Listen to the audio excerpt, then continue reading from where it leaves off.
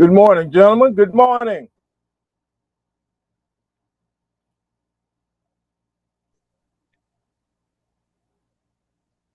Good morning. Good morning, Mr. Henry. Good morning. Thank you for taking time for your busy schedule to join us.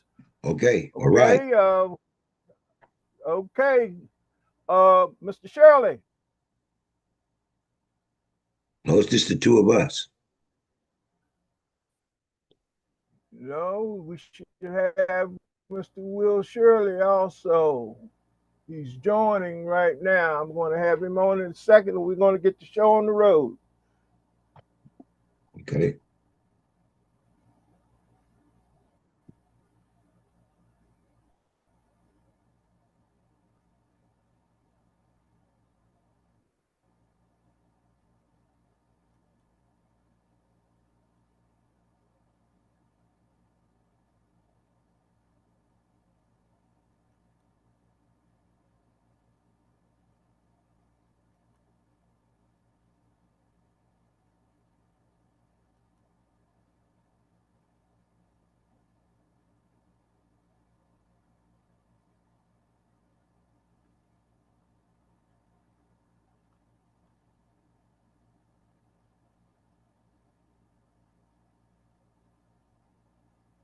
Are you there?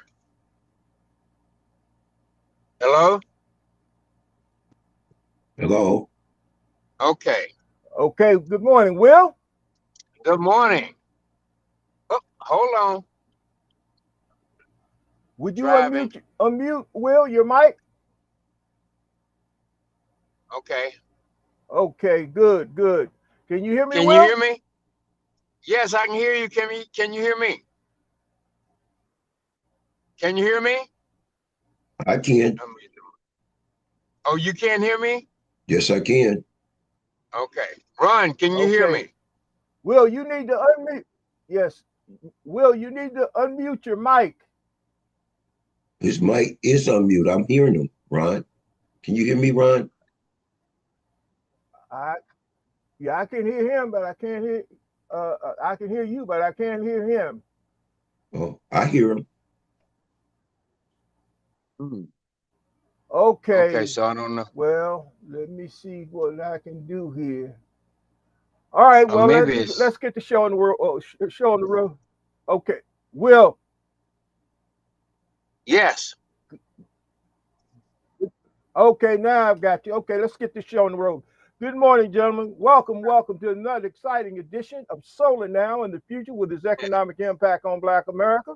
And I'm your host, Ronald Bethay. And do you know, if you join us on a regular basis, the slogan for this show, if there's power in numbers, then the Positive Change Purchasing Cooperative LLC captures that power for your financial benefit. The Positive Change Purchasing Cooperative serves as an economic blueprint for renewable energy companies, both large and small, along with the addressing the energy needs that are historically Black colleges and universities to utilize Black-owned farmlands and HBCU campuses to develop capacity and initiatives for renewable energy projects. Also to educate the African-American community about the economic impacts on climate change and the need for environmental education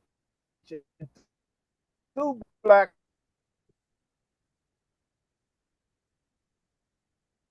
Talk Radio programs such as Solar Now and the Future with its economic impact on Black America. Gentlemen, scheduled. Will, I see that you're driving this morning, so we're going to point of why I asked you gentlemen to be on this show this morning. As we all are aware that the Trump president administration has in fact chosen to Solar For All program, which was in the Greenhouse Gas Initiative, which was a $27 billion initiative under the Solar For All, was one of those initiatives in the Greenhouse Gas Initiative. This initiative was originally generated by Executive Order 14096, which was one of the very first executive orders that President Biden signed on his very first day in office. That gave rise to the Invest in America agenda. And in doing so, it created a plethora of opportunities that came forward through the Greenhouse Gas Initiative, and the Solar for All program was designed to assist 900,000 low and moderate income residents around the nation be able to participate in the solar this new industry. We also aware of the fact that when we look at that initiative, as that initiative was drawn out, it was put out through the Department of Energy's offices of energy, equity, and justice, EJE offices. Now, you had 60 grantees that were awarded grants. For the state of Mississippi, it was $62 million. Hope Credit Union was the entity in the state of Mississippi, and for Arkansas, which was 94 million. We also know at this date that as of last week on Friday, the announcement came down that the Department of EPA had in fact said that they were going to cancel those grants going out to those entities at the same time that the entities such as Hope Credit Union and Maryland Clean Energy Center and a number of those entities were preparing to have their first Zoom or online conferences to speak with those contractors such as your companies who were applying for that funding. So I wanted to get you two gentlemen on the show this morning to talk about how this has impacted your companies. And I'm going to let Mr. Henry introduce himself and speak a little bit about his firm. And then, Will, I want you to follow up and share about your participation in this process. Well, Mr. Michael Henry, would you please share a little more information about your company? And thank you for taking the time to join us this morning on the platform of Solar Now and the Future with its economic impact on Black America. All right. So you want me to go first? All right. Yes, sir. Okay. Well, I've been involved in the solar industry for 10 years now. I formulated my company, made it official 5 years ago. I was doing backdoor solar prior to actually formulating the company. So I first looked at EV charging. I thought that was exciting 10 years ago. And I wasn't impressed with the companies that was out there, the charge points and the blinks. And so I kind of fell back off of that. Then I embarked in solar wholeheartedly 5 years ago. And one of the things that I want to do is be a pioneer in the solar world. I just didn't want to come to the solar world with the same business model. One of the things I did is I created a solar tech tower. So I'm going vertical versus horizontal. I mean, I'm going versus horizontal. And so, towers is no big deal because they got cell phone towers already all through United States, all over the world, actually. So I just took a cell phone tower and put solar panels on it. Simple concept, and a couple inverters and made it into a land saving experience. So I can generate a mega energy on 1 acre of land with just 4 towers, not including the best system with batteries and to back it up.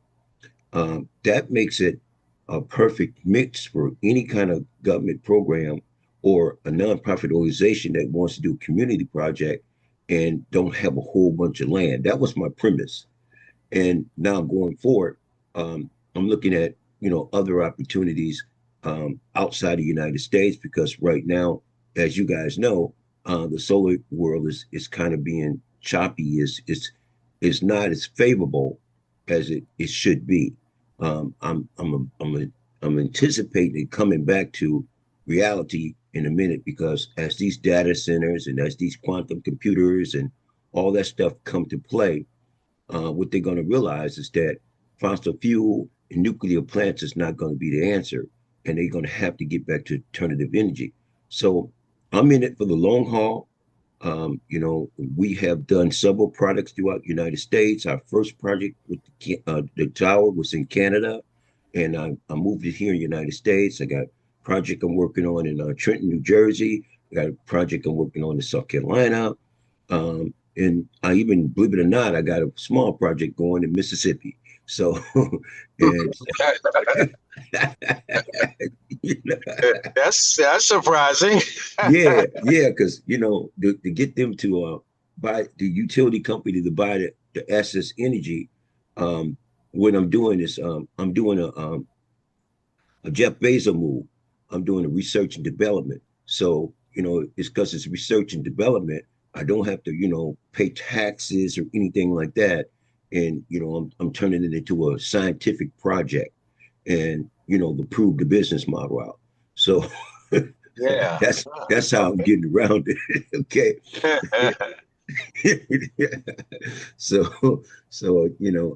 The other thing is I just added a paralysis machine to my car to products, and a paralysis machine. I'm going after the tires. That's all over the United States. I'm chasing the tire business because tires, you can't put it in landfills, but tires generate electricity, and tires also generate diesel fuel, clean diesel fuel. So I'm in the process of bringing that to play, and now I am into EV chargers because I was actually waiting for the right company to come along, and a company came along. They basically solved the age-old problem. The problem with EV chargers is 98% of them don't work. Okay, and the reason they don't work is because they don't have the manpower to keep them working. Well, this company just started this year, and they basically do remote repair. 80% of the repairs is done remotely. So the hardware situation is not as bad. So I'm now in the EV charging. Other than that, I wouldn't be an EV charger, but because of they have a solution to the problem, I thought it was a good chance to jump in. So that's my story. Oh, I'm sorry. The other part of my story is that um, I started a franchise. When I first started in the solar business, um, I didn't want, just me to make the money. I mean, I seen the money and I said, well, let me see, can I get my brothers and sisters involved with this? So I basically started a black owned franchise, solar franchise company. And I think I'm the only black owned solar franchise company on the planet to this day. Okay. Right. And I have over 50 franchisees throughout the United States, 2 in Puerto Rico and 1 in Africa.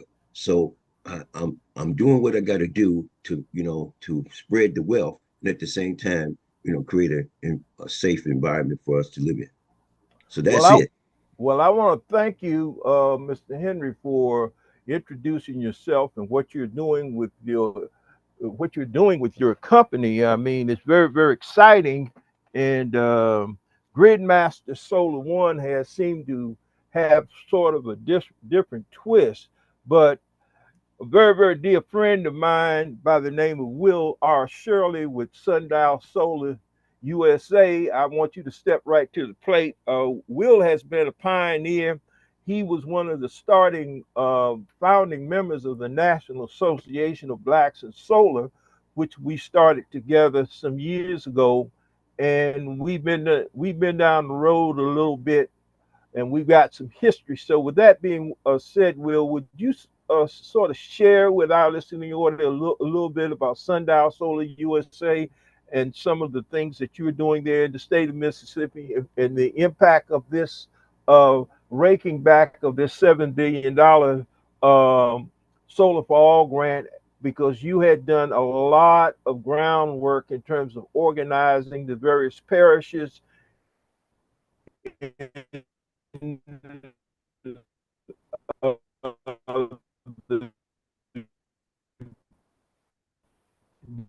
Okay.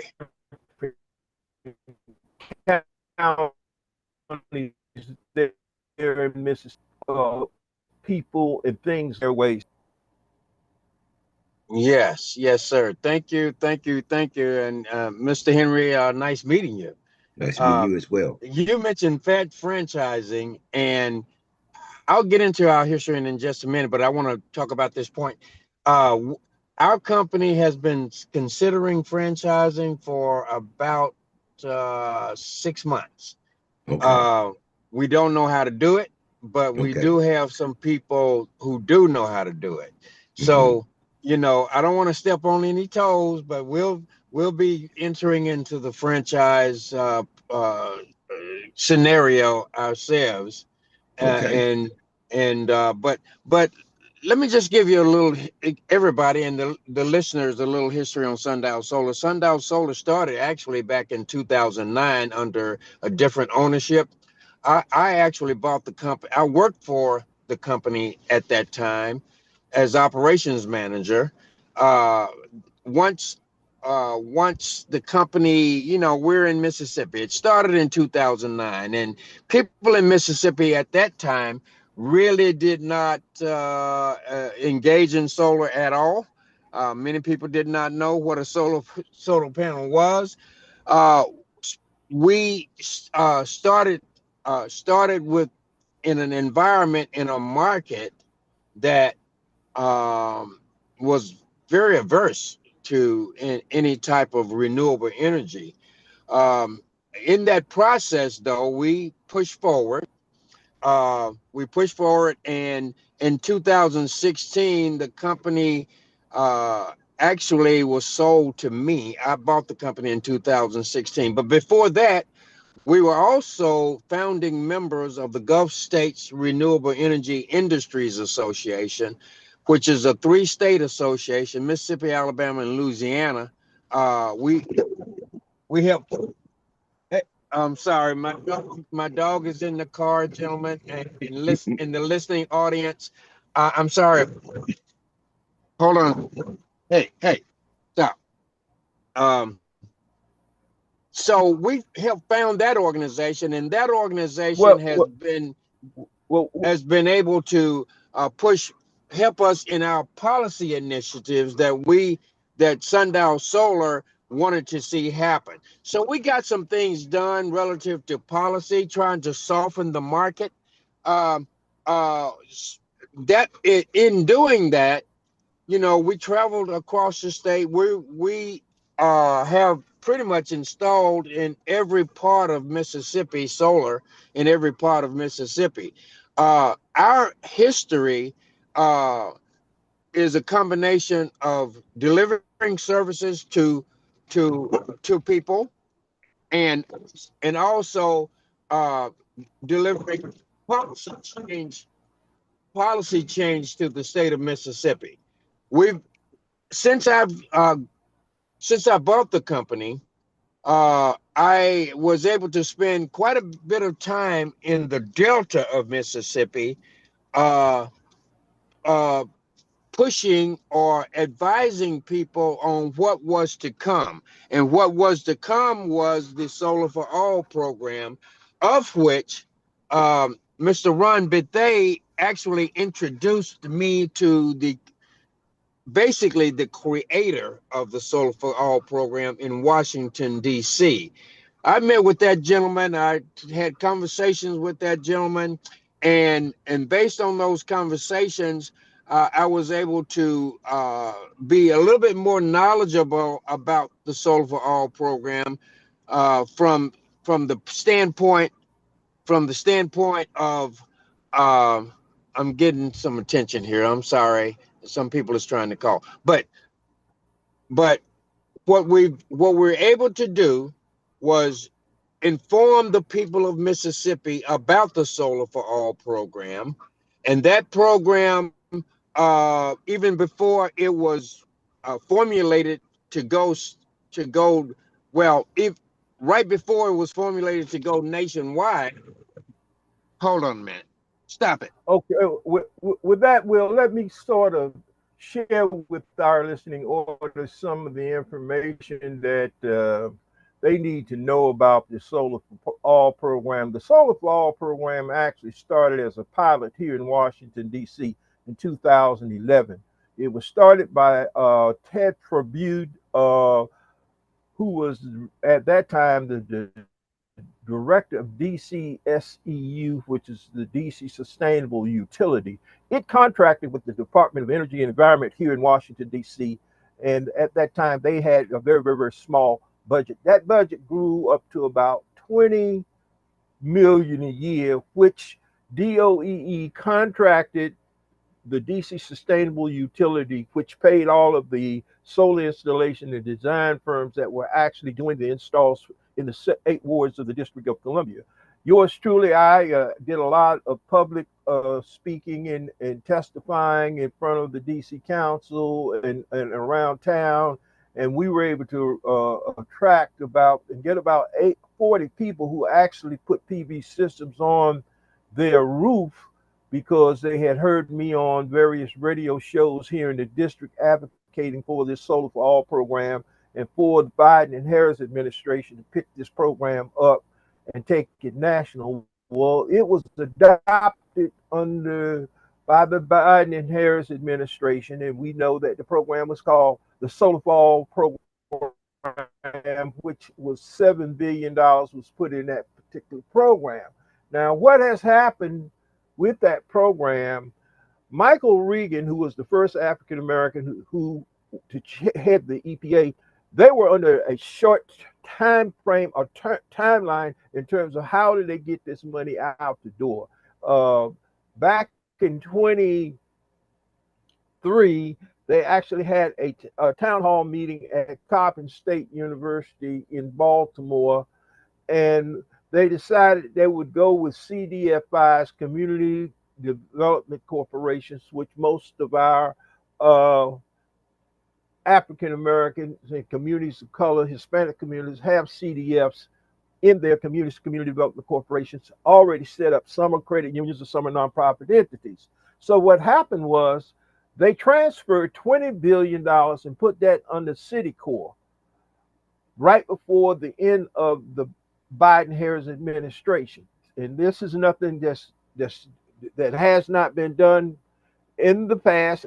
So that money sat outside of the coffers, just like everybody who were vetted, those 60 grantees that were vetted and who had won those awards for the Solar For All funding, that money was still over in the coffers of EPA. So Zealand thought he could rake back that funding. And as we know, on Thursday, the Environmental Protection Agency last Thursday posted a video on social media platforms stating that it was terminating the program, the Solar For All program created as part of the Inflation Reduction Act. Now, we also know that there's going to be a rash of lawsuits from this.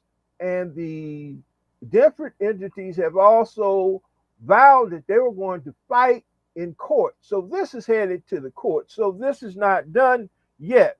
But there's also a very bright lining for the solar industry. And as I spoke to you yesterday, Will, about this briefly under my news and events tab, there's an article that speaks to the fact that regardless of what takes place by this present administration, that market policy, the market, not policy, will dictate what happens in the solar industry. So with that being said, it looks at the actual amount of loans that are being made in that space. And it talks about that, how the solar and wind public policy and the regulatory, for our listening audience, is a Maryland Pennsylvania, Delaware, New Jersey, New York, Ohio, and Illinois. They have, in fact, been controlled by their memberships, where you have 1,000 voting members, and they, in fact, have kept solar at bay by holding over 3,000 different solar and wind projects in their queue, and they have only clear capacity for 1% for solar and 3% for wind. Now, even with that, in 2023 to 2024, there was a 33% increase in solar. Solar and wind comprise 93% of all new energy electrons that went on the grid in 2024. Now, this information was shared by Naismith, who was on C-SPAN the other morning with the conservation of voters, talking about this. But looking at this article that I want to share with you, and was this particular article was written by Peter McCallop, who writes for Climate and Capital, an online magazine. It basically says that these days the fossil fuels executives would be, despite all their wildly successful efforts to shape U.S. energy policy to their favor, they face an increasingly unfriendly economics where market dynamics, not policy pronouncements, are beginning to write the final chapter for fossil fuel era. Now it says, show me the money. The numbers that don't lie. Data compiled by Bloomberg indicated that financing for oil and gas and coal projects for Wall Street top 6 banks fell by 25% compared to the period last year. Leading the retreat, Morgan Stanley reduced fossil fuel financing by 54%.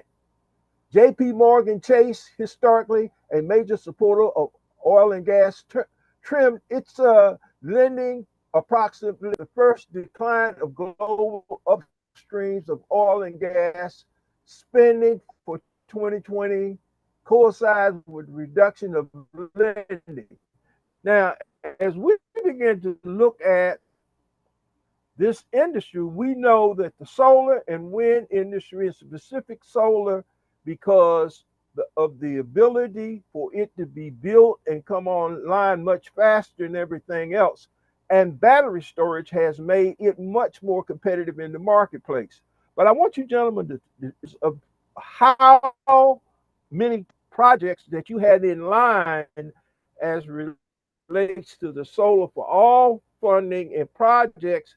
If that funding would have come down, I think you mentioned to me, Mr. Henry, that you were going after about approximately $790 million in funding for solar for all across the country.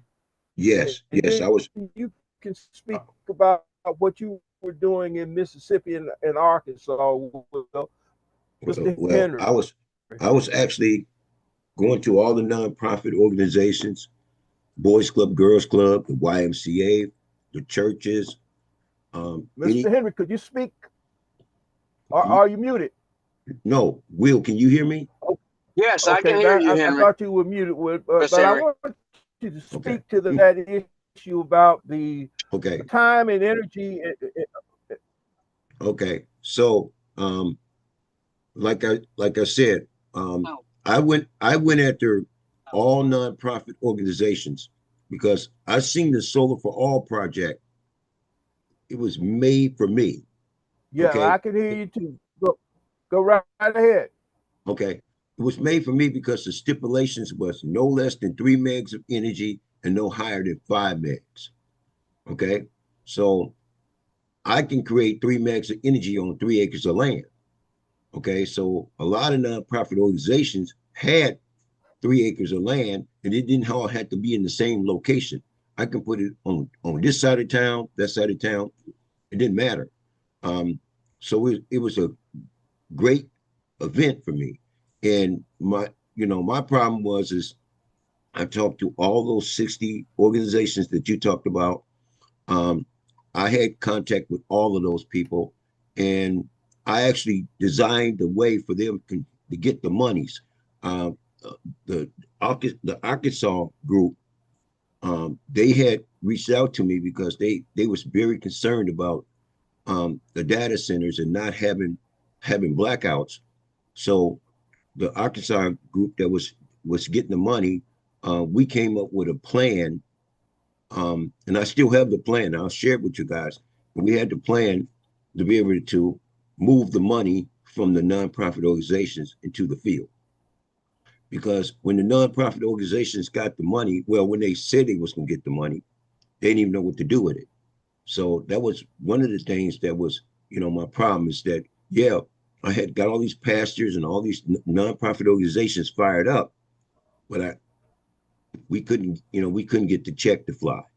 So if they ever bring it back, we have a blueprint that's showing these nonprofit organizations, those 60 groups, on how to, assimilate the monies. Because we created a green bank. We showed them how to create a green bank. We have a whole blueprint on how to really get the money out. And so hopefully we can bring it back. But if not, then it was a great experience. I don't regret what we did in the past. I understand that change Well, came that about. that that that money didn't go anywhere, Mr. Henry. Okay. Yeah, that money's still there. Well, I don't trust the current administration.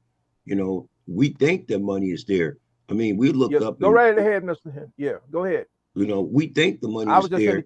the. And this dude, his history of running stuff is bankruptcy. So I won't be surprised if he bankrupt the whole United States and that money, be mysteriously gone. So I'm not too excited about that money being there. Um, but I'm excited about the solar industry because fossil fuel and nuclear plants, it's not going to work. Okay, so we're gonna have to find another way, to do what we do. I'm not putting no hope into government. I spent 3.5 years, taking my franchisees down a wild goose chase for 3.5 years, and I can't afford to do that, at this point in time. So I'm basically focused on private business, private homeowners, and taking solar to the Democratic Party that wants solar, because I don't sell to Republicans because they don't believe in climate change. So I don't waste my time advertising things to AI. I don't waste no time advertising to that group of people. I only go to the people who want what we have. And the great thing about solar, whether we know it or not, we always depend on the government to, get us what we need. My business is not dependent on the government. That 796 $6 million, I don't miss it. Okay. And but I'm just at the point now that I'm moving on. I will fight the fight. I'm with you, Ron. I'm with anybody who wants to fight the fight to try to get this money restored. Don't get me mistaken, but at the same time, um, my business have to stay going. I'm not going to Trump or his mama ain't going to stop me doing what I do. So that's my long and short of it, man. I really don't care about the solar for all at this point, but I will stay in the fight. I'm Well, not staying. I'm not that's gonna. very. Huh? Yeah,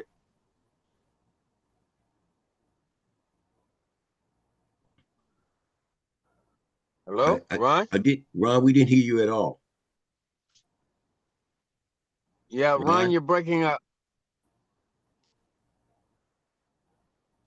Yeah, well, what what I was saying, Mr. Henry, is that you, you shouldn't have to do the fighting. The entities that were supposed to be receiving the funding are the ones that going to have to do the fighting. Okay. Oh, okay. Can you hear me now? Yeah, we heard you. We Hold on heard Yes. just one second, gentlemen. you. Let me maximize my window. Okay. What about now? Yeah. Okay. See Yeah, what's we going hear on you. with my mic. It will not be your or Mr. Will's battle to fight. The fight goes on between the receiving entities. They have set their states. I spoke with the which was a recipient of the 62 million for my home state here in Maryland, and they've already turned this over to the U.S. Attorney's Office, Attorney Anthony Brown here in the state. So that litigation will go on, and y'all won't have to fight that legal battle or that expenditure. But what is necessary is that our communities need to know the impact that it has on your company in terms of growing, opportunities that it took away, and the damages that it has cost, because y'all have invested a tremendous amount of time and effort in going out and organizing the communities and getting various nonprofits and organizations to buy into this concept. And that's not an easy job. And time is money. So all of the time that you've already invested, I understand, should be documented, and you should be able to show those damages of how much time that y'all have already invested in this process. Will, would you follow through and sort of share with our listening audience the things that you've done in Mississippi around this Solar For All program in terms of engagement and organizing? Because that's been one of the things that we have been jumping up and down about. No one talked about the money for advertising with Black owned media or Hispanic owned media, and how we would even get the word out to the community about the program. Go right ahead. Yes, sir. I appreciate that. And as I was alluding to earlier, Sundial Solar spent about a year, a little over a year actually, in the Delta, of having meetings in the Delta of Mississippi, the Mississippi Delta. This is where the majority of Black people live in the state of Mississippi. It represents the Delta is a very high percentage of Black people that have always lived in the Mississippi Delta. So we spent some time having ongoing meetings over a year, actually, and we met with various supporters of solar. We met with various departments of different municipalities. We met with community action agencies, just a round robin of city officials. Uh, we did that in order to prepare a particular opportunity for one particular town in the Mississippi Delta to compete for the Solar for All money. Um, in that process, though, we we work with that one particular town, but we also work with the state of Mississippi, and we also work with other organizations that had the capacity to win the grant for Mississippi. Uh, Two of those organizations lost the grant application. One did win, and that was Hope. Hope attended our meeting while we're in the Delta, spreading the word about Solar for All. Hope attended our meetings, and this was even before they decided to apply, but they attended our meetings, and so we developed a pretty good relationship with all of the potential winners, and we landed the organization that won was Hope Enterprises Corporation, which we had a good we still have a good relationship with. But the situation for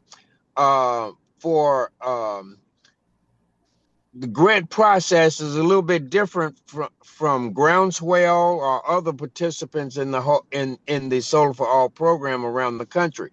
What Hope's process is that they would do very low interest loans to companies like ours, and even forgivable loans on part of those loans would be forgivable, and the company, our company, could own those assets going forward, and this. So we worked with multifamily organizations. We pulled together various community solar projects that included workforce development procedures and processes and strategies, along with community engagement strategies that would be funded through the Solar for All program for Mississippi. So we had a chance to submit those projects, but on the day before the deadline, of course, we all know what happened. The funding was pulled by the Trump administration, and now we're all in the same situation. So we have good relationships with our Congress folk, our new city mayor, the associations around Mississippi, solar associations such as GSRIA and the Mississippi Solar Advocates, even the Sierra Club, who pushes solar, or advocates for solar. We're in league with all of those organizations, and they support us and we support them. Well, the situation now is that overall, in terms of renewable energy and jobs created and income created from those situations, based on data I received from Mr. Ron Bethea, $2 billion is out the door for Mississippi. Is not will not be an economic advantage because this president pulled those funds. well, with that being said, Will, I want both of you gentlemen to sort of address the fact that there was a 30% federal tax credit for any person who was purchasing a PV system for one's roof. And that is due to expire on the 31st of December of this year. And as I look at the original grandfathering date as it relates to EV charging, it wasn't due to the sunset or to end until for EV charging for the $7,500 credit for new vehicles and $4,000 for used vehicles until December 31st, 2032. So I Googled last night and it was doing a little research on the actual losses and impacts that it's going to have on the auto industry. And based on U.S. automakers will have projected losses of $168.5 billion in loss for physical between 2025 and 2030. That's just based on the fact that people who will no longer have an opportunity to take advantage as consumers to purchase a used or new EV. This is the actual losses projected to happen in the industry, and a loss of some 130,000 jobs in the EV sector. So looking at the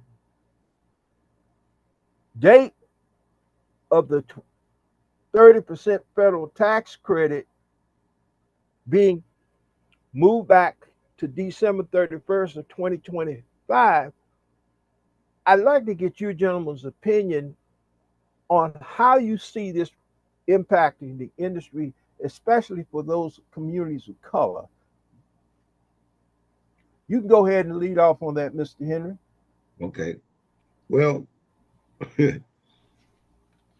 I see it. I see this as an incredible opportunity for me and Mr. Shirley. Okay. I'm getting phone calls from major companies. Um, they want me to buy their company. Um, solar companies out here. They folding up like maps. And, actually that's a blessing because, a lot of these companies was, you know, pirates. And a lot of these That's companies, correct. okay, you know where I'm going, don't you, brother? Oh, absolutely. Yeah, go ahead, sir. Yep. Okay. So, they was out here hijacking people and messing up the industry. And then they came up Right. with this famous word, solar coaster. And that's the word solar coaster came from because everybody was out here taking advantage. A lot of roofers got in the game, a lot of landscapers, a lot of people who all they seen was money and they had no intentions of doing anything to help the environment. Um, Right. Myself and and Mr. Shirley, we are in it for the long haul. I don't give a crap about no tax credit. Okay. I made my business Trump proof before he became president. Okay. And I'm going to show Mr. Shirley how to make his business Trump proof. I Okay. certainly will appreciate that. Yes. Okay. Okay. Because I'm okay. I'm selling residential solar. I'm doing commercial deals. I'm good. Okay. I'm still, in the process of building a manufacturing plant here in the United States. I don't need nobody's tax credits. I don't need Donald Trump to do anything for me. All I need is my brothers and sisters to understand that what Donald Trump is doing is making us close rank and making us understand that we have to work with each other instead of working against each other. There's enough territory for all of us to get paid. Now, Mr. That's right. Shirley had mentioned that, he's thinking about doing the franchise process. I'd be more than happy to help you. But the point I'm Well, making, I think we should work together on that, not just okay, help me. I think we should work together on that just to make a point. Go ahead. okay, okay, okay. So, but, my position is I don't care, Ron, how much the government don't bring to the table. Okay. We got brothers and sisters out here that start to get fearful. Their electric bills is going ridiculously high. They're gonna have to start fending for self. And since we're gonna have to start fending for self, we might as well build us an economic economy that is unpinchable. So my position is I don't care what DC do. That's not gonna stop Gridmaster Solar One. Well, with And that and being, and that's a good point. Excuse me, Ron, but that is an excellent point because my, Miss Henry, I have a master's degree in economic development, Mm-hmm. and and my whole theme of running this company is around economic development for our communities. There you go. The baseline of economic development is like Ron Bethea always says that the amount of money that our families put out on energy is pretty ridiculous, That's right. and we don't have a national or a regional uh, answer to those solutions for our communities. That's partly because of uh, uh, reluctance of our politicians to take action and various things. Mm-hmm. But the the bottom line is that your uh, way of thinking about this is very rare because a lot of people that own solar companies that are black are not in it for our people. Right. You know, they're in it Right. for just like everybody else. You know, doing things that's not comparable with the industry standards and what we need to deliver, especially in our communities. So That's I right. just wanted to make that point. Yes. Yes. And I mean this is a perfect time for us. This is a perfect time. Now, my background is a little different. I'm from the streets. Let me, Huh. yeah, Go ahead. yeah. Go ahead, Will. Let me put this Huh. out there because this is very very pertinent and important. See, I hear both of you gentlemen what you're saying, but this is the problem I'm having. Not with what you're saying, Mr. Henry, or what you're saying, Will. I'm having a problem with the fact that Congress has given utilities a legal monopoly in this country. That's true. Organizations such as the PJM, which has 65 million customers, it doesn't make any difference if it's a red state or a blue state. Has nothing to do with it. The fact of the matter is, anytime solar and wind projects can be put in a queue and be put in a position where they have to wait their 5 years before they can be permitted. What's very unique about your business model, Mr. Henry, is that most of the towers that you're talking about is under 3 megawatts. But for large scale solar projects, which we know the data centers, I call them the three technologies, the ABCs, which I don't have any problem with just the technology, but I call them the ABCs of death. Artificial intelligence, blockchain technology, and crypto mining is why these data centers are coming online. That's the bottom line. I recently looked at an article about data centers that are being built in upstate New York. But before you can get to the data center, you got to power it. So what they're Yeah. doing, they're buying these old coal power plants that's been decommissioned. They're retrofitting them with gas turbines and they're using natural gas. Now, Yeah. Southwest Memphis is the best example in the world in Brother Harris's district in Southwest Memphis. Elon Musk built a data center there 6 years ago.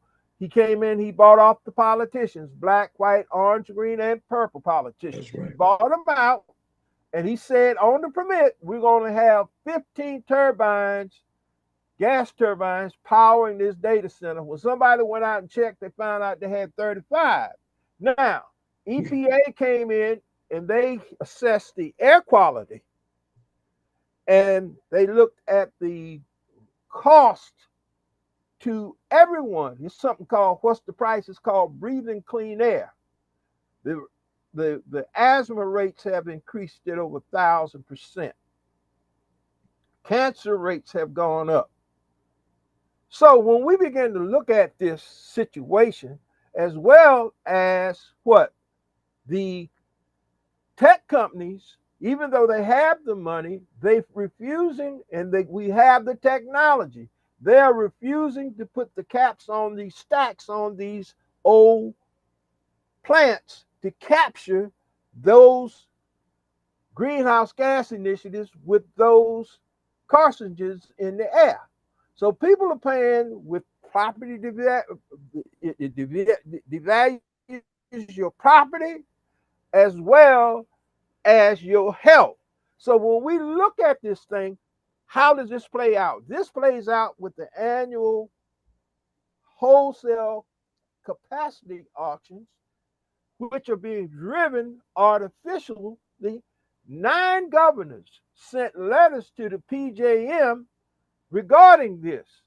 And in 2023, Governor Shapiro of Pennsylvania filed a federal lawsuit which stopped an 800% rate increase, which broke down over those 12, 13 states in the District of Columbia. It was a $21 billion rate hike because of natural gas, because of data centers that's been built in Northern Virginia.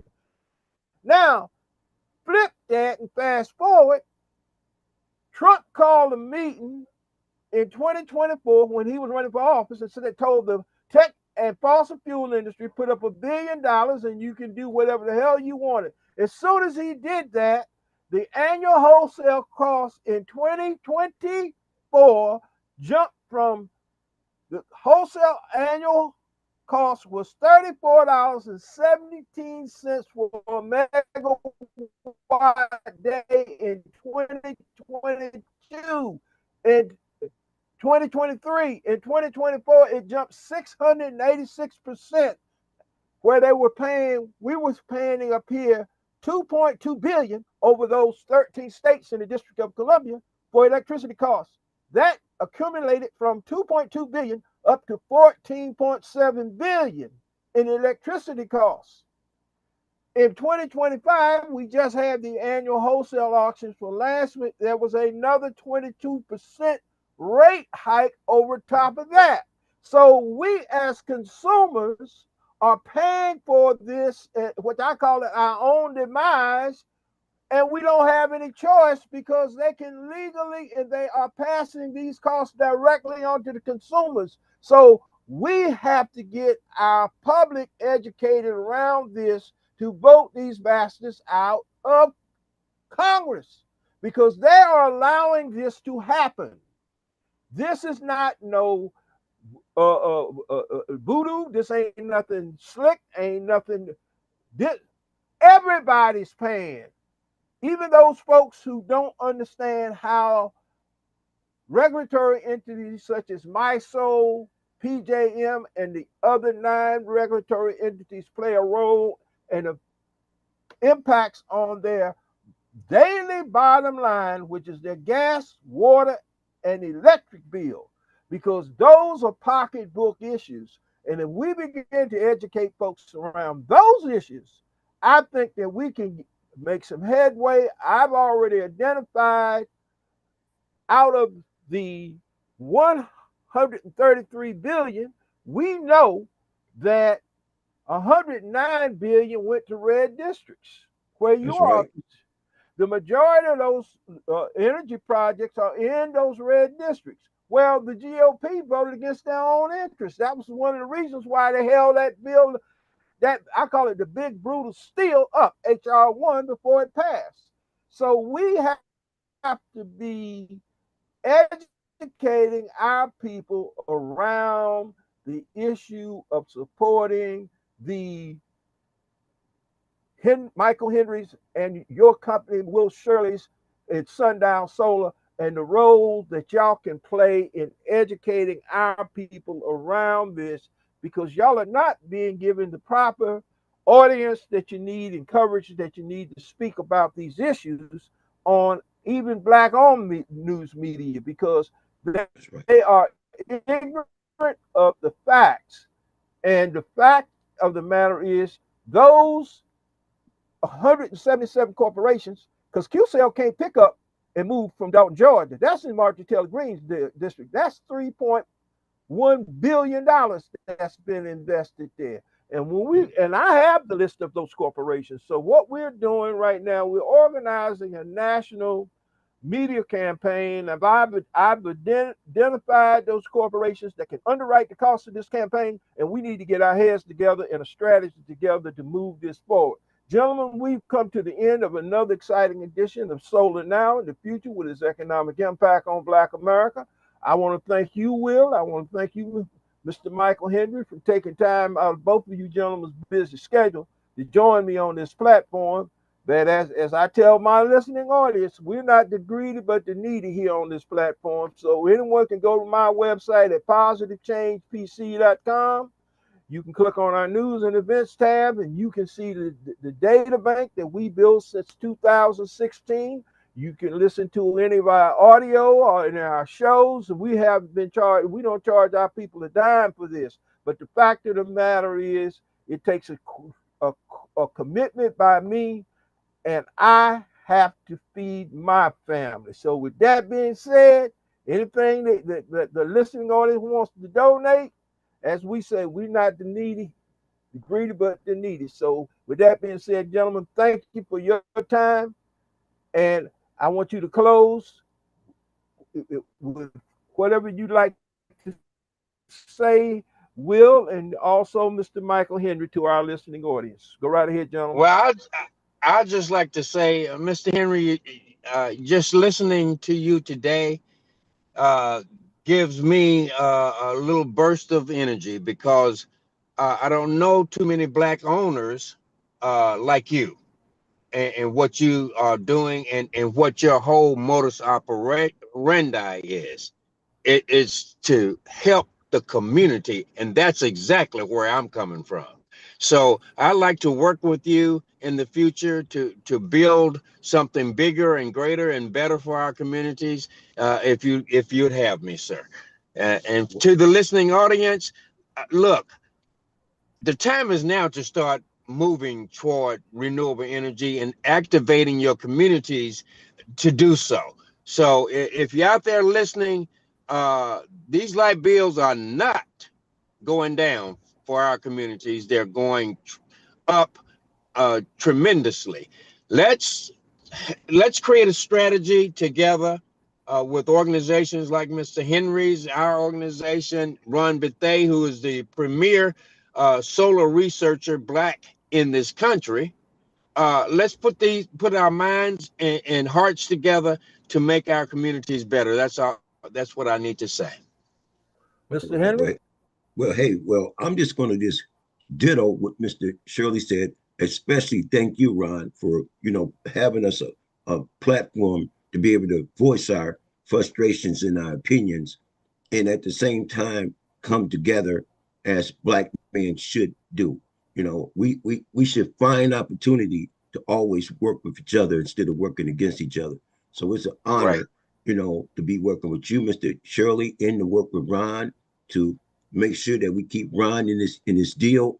We gotta get him paid. No doubt about it. No doubt about it. Well, gentlemen, let me share this with you. The National Black Conference of Mayors is holding a virtual conference, and I've sent the link to Will. I'll send it to you, Mr. Henry. You can join it.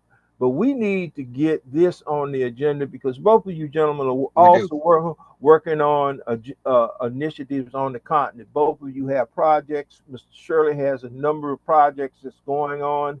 He's been to Africa taken several trips, and we need to circle the wagon. I also have financing resources for both of your projects, any of your projects that you want to do on the continent of Africa through an African-American based firm here, Mr. Eric Henderson. So we have the resources within our own collaboration. We just need to get it done. With that said, gentlemen, thank you once again for taking time for your very, very busy schedule to be a guest on Solar Now and the Future, with its economic impact on Black America. And until next week, we say go in peace as I close out another exciting edition of Solar Now and the Future, with its economic impact on Black America. You gentlemen have a great day. Thank you. Thank you all. Thank you. Bye-bye. Bye-bye.